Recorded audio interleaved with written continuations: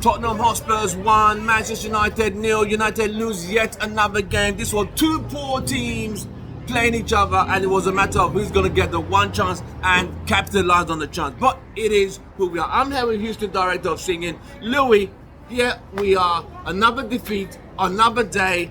Same team, different day, same result. Louis, what's wrong this time? What's not? Look, we're at a low point. Maybe not the lowest point. Maybe it could get worse. It looks like it could get worse. This one is solely on the ownership and the management of the club. I mean, this is a group that said they were satisfied overall with the business we did in January. You said that we were fine for the rest of the season. We know all too well how injuries plague this team. That being said, however, it comes down towards the players. They weren't good enough overall. But we had the chances. No, and that's the thing. What we saw today was an extremely vulnerable Spurs side. The defense was not compact often at times. No. It was very open. We Yes. were allowed to play through. But we still couldn't score. No, and it comes down to the players at the top. I thought Hoyland was below par. Xerxes was below par. Garnacho is below par.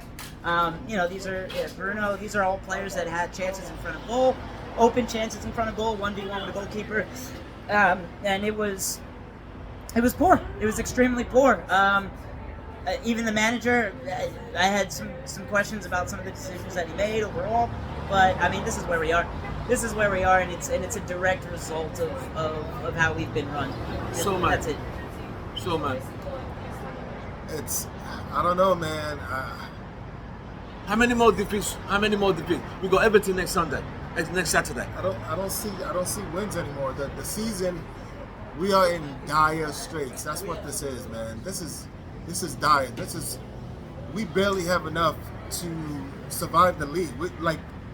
Like with the new injuries, before we thought, maybe we concentrate on the Europa League, get a trophy. Now we really have to concentrate on staying in this league because of how we play. Like anybody can beat us, though. Yeah. Right? Don't get me wrong. Don't get me wrong. We didn't get run over today. We did not. And I don't know how the injuries affected. I don't know when they realized the injuries and the players that weren't going to be involved in this game. It was before we thought. Let me tell you, Okay. they realized it a while ago. Yeah. So It's been a few days. We need to wonder how much time, right, the manager had with this how to break the team. news to the fan base. We need to see how much time the manager had with this starting lineup to prepare for this game. So it is what it is. It was a poor performance all around. We had our chances though, because I think it's because of Spurs. Spurs are so poor sometimes defensively that they gave us a fighting chance, right? Otherwise, And still, we weren't able to, this is the first time managerially, like, I'm not very happy with. You know what was the biggest concern managerially is that what we saw today was the beginning of the Ollie, the Ten Hag, the where it becomes about preserving the job. Yeah.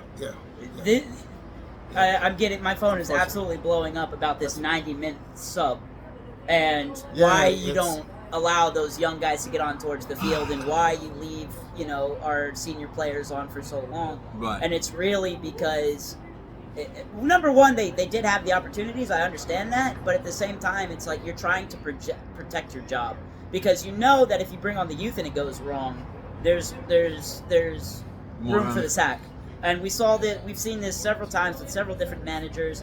What we keep asking the question, why do they keep playing these players that are not producing, these players that are not performing? And we know that this is the reason. We know that there is pressure to leave on senior players and not take risk with our youngest players. Right. In order to, it's self-preservation at this point. And I honestly do think Amarim is in the back of his mind wondering how long he has before he's fired. because this is Glazer tactics. This is Yeah, we're already at that Glazer-nomics. point. This is Glinios. This is, if we sacrifice the veterans for the good of the football, then we know where that leads, and it's a way for the ownership and the management to take the heat off of them and put it squarely on the manager. And the manager says, no, I'm not going to be your fall guy. I'll play your players. I'll play the tools that I'm left with, so you can't put it on me. And we know where that goes. We know that goes to drop points in that. It's like you said, we're fighting to stay in the league. 12 points away from relegation. I don't see Ipswich doing too much in the league, but at this point, anyone can beat us. There's points to be dropped still. No, man, we're in a really, really, really, really struggling place Quickly, right now. on a scale of 1 to 10, what's today's performance? Today's performance, I give it a 4. All right, it would be a 4 because they created chances, and other than the one defensive mess up and leaving Madison out there, they defended well, all right, throughout the game, right? So, but their inability to execute on the chances is why I don't give them a 5. If this game would have ended with us actually testing their goalkeeper, The goalkeeper, he did come into play. He did save a few good chances. No, for me, their goalkeeper was their man of the match. Yeah. By far. Spurs goalkeeper was. Because we did have good shots from outstanding. on target, and he did come into play. What were you giving them on a scale of 1 to 10? Honestly, I was giving them a 4, but after I was listening to you, man, I honestly think I have to be worse. I think it has to be like a 2 or a 3, and the reason why is we defended. I wouldn't go so far as to say we defended well. It was extremely chaotic at times. There was a lot of scrambling, mostly because of the spills from the goalkeeper. The spills from the goalkeeper were dangerous. There was a lot of moments where we had to scramble to save. There were some moments. Harry Maguire missed balls. De Ligt, who I absolutely love. There was times where he missed balls and he had to recover and scramble. That being said, overall it was somewhat solid at the back. Spurs attack wasn't that threatening overall. Midfield, there were some moments where we tried to play, which was absolutely nice, and then the attack let us down and didn't score. And then there's moments where we have to skip the midfield altogether because they don't have the pace.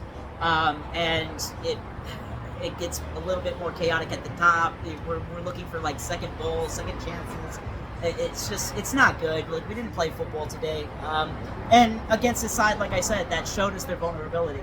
They made mistakes. They lost the ball in dangerous areas. There were tons of times where we really should have scored one-on-one with the goalkeeper, and we kick it straight at him. I mean, it's youth football. It's schoolboy stuff. And honestly, it's just. You could say everything. There's all the reasoning and all the variables and all the excuses. 100%, they're all real and they're all there. But at the end of the day, finish your meal, put it in the back of the net. Right. And that didn't happen, man. It's gotta be like a team. So this is where we are. As a fan base, as a club, we are literally trying to get to 35 points. Not even 40 now. It's 35. Can we even get to 35? We're still stuck on 29, bro. From all of us, Houston Red Army, all I can say. You still got to support this team as bad as it is. From all of us, Houston Red Eye, glory, glory. United.